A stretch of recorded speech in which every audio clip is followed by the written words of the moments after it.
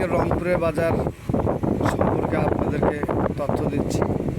কলার বাজারে একদম ধস। একদিকে মাসের শেষ, অপরদিকে ক্রেতাদের হাতে টাকা নেই।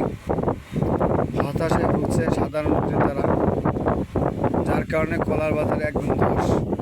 যে কলা 800 টাকা পণ বিক্রি হতো, সে কলা বর্তমান লেগে গেছে 600 থেকে 550 টাকা পণ। যার কারণে যারা ব্যাপারী বাগান কিনেছে, এরা এখন বিভিন্ন বাগান যাদের আছে তারা খুবই চিন্তিত আছে। আমার এক ভাইস্তা আছে, সে মনে করেন কয়েক কোটি টাকা ব্যাংক থেকে লোন নিয়ে সে কলার প্রজেক্ট কিনেছে। সেই হ্যাঁ, ব্যাংক থেকে লোন নিয়ে সে এখন বর্তমান আইসিইউতে আছে, যেটা মর্মান্তিক বিষয়। তার ফির একটা চাচা আছে, সেও মনে করেন আইসিইউতে আছে। তার অবস্থা খারাপ।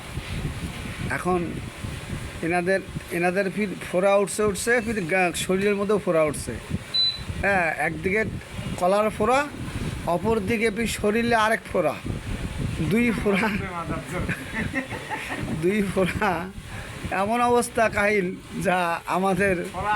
হ্যাঁ, এখন ফোড়া আউলি দিতে গেলে এই কলা আমাদের বেচতে হবে 400 টাকা পণ। কিন্তু আমরা যে এই লোন নিছি, এটা একটা বাংলা একটা প্রবাদ আছে যাকে বলা হয় টিকা লোন, বুঝছেন? এই টিকা লোনটা আমরা যদি না নিতাম, তাহলে কিন্তু আমরা এই কলাগুলো কিনতে পারতাম না। এই টিকা লোন থেকে আমাদেরকে বেরিয়ে আসতে হবে।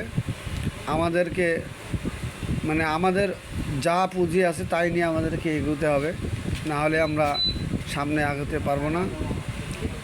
যাই হোক, আজকের বাজার আপডেট আপনাদেরকে জানালাম। ধন্যবাদ। পরবর্তী সময় আপনাদেরকে নতুন কিছু জানাবো।